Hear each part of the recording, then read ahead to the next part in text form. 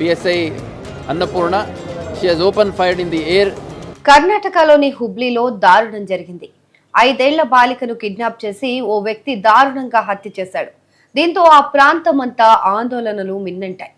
ఇదే సమయంలో హత్యకు సంబంధించి ఆరోపణలు ఎదుర్కొంటున్న వ్యక్తిని పోలీసులు ఎన్కౌంటర్ చేయడం మరింత కలకలం రేపింది.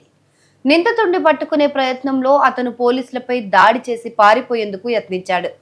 ఈ క్రమంలోనే ఎన్కౌంటర్ చేసినట్టు పోలీసులు చెబుతున్నారు.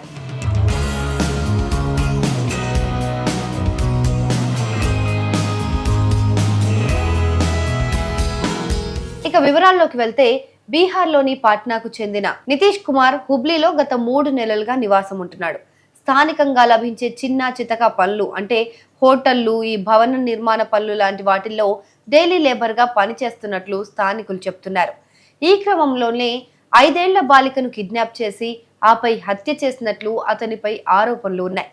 బాలిక అదృశ్యమైన కొద్దిసేపటికే అశోక్ నగర్ సమీపంలోని పాడుబడిన భవనంలోని బాత్రూంలో ఆమె మృతదేహాన్ని స్థానికులు కనుగొన్నారు. నిందితుడు బాలికను భవనంలోకి తీసుకొచ్చిన సమయంలో అరుపులు వినిపించాయని స్థానికులు చెప్తున్నారు. ఆ అరుపులకే వారంతా అక్కడికి వచ్చినట్లు చెప్తున్నారు. ఈలోపే నిందితుడు బాలికను చంపేసినట్టు చెప్తున్నారు.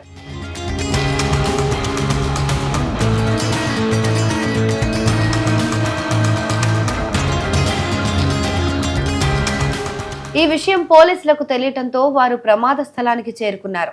అయితే బాలికపై లైంగిక దాడి కూడా జరిగి ఉండొచ్చని పోలీసులు అనుమానిస్తున్నారు. బాధితురాలి తల్లి ఇళ్లలో పనిచేస్తూ బ్యూటీ పార్లర్లో సహాయకురాలిగా విధులు నిర్వహిస్తోంది.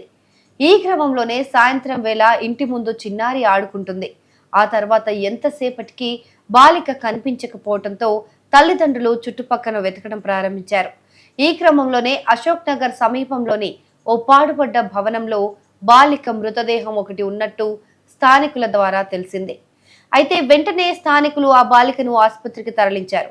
అప్పటికే ఆ చిన్నారి చనిపోయినట్లు డాక్టర్లు ప్రకటించారు.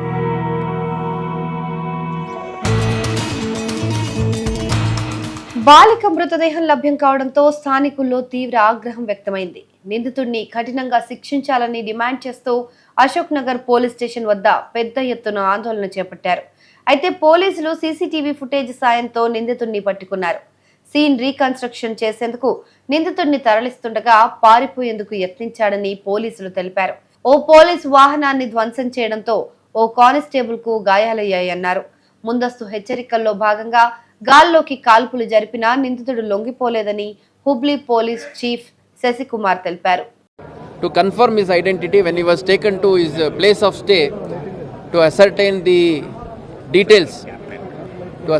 details of the accused, he tried assaulting the police and run away from the police custody. In the process he has damaged the police vehicle also and pelted stones at police staff also, police officer also.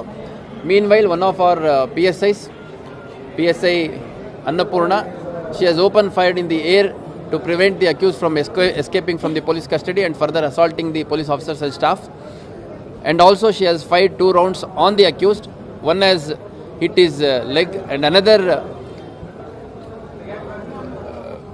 round as it is chest portion. He has been immediately brought to KMC for medical aid and treatment, and in the hospital he is declared dead. దీంతో ఆత్మరక్షణ కోసం పోలీసులు అతనిపై 2 రౌండ్ల కాల్పులు జరిపారని police అధికారి శశికుమార్ వెల్లడించారు. ఈ కాల్పులు ఒక మహిళా సబ్ ఇన్స్పెక్టర్ జరిపినట్లు ఆయన పేర్కొన్నారు. తీవ్రంగా గాయపడిన సతీష్ కుమార్ ను వెంటనే ఆసుపత్రికి తరలించగా అప్పటికే అతను మృతి చెందినట్లు వైద్యులు ప్రకటించారు.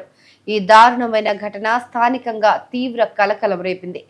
బాలిక హత్య, లైంగిక దాడి ఆరోపణలతో పాటు పోలీస్ ఎన్కౌంటర్ పైన కూడా సమగ్ర దర్యాప్తు కొనసాగుతోందని కర్ణాటక పోలీస్ ఉన్నతాధికారులు తెలిపారు.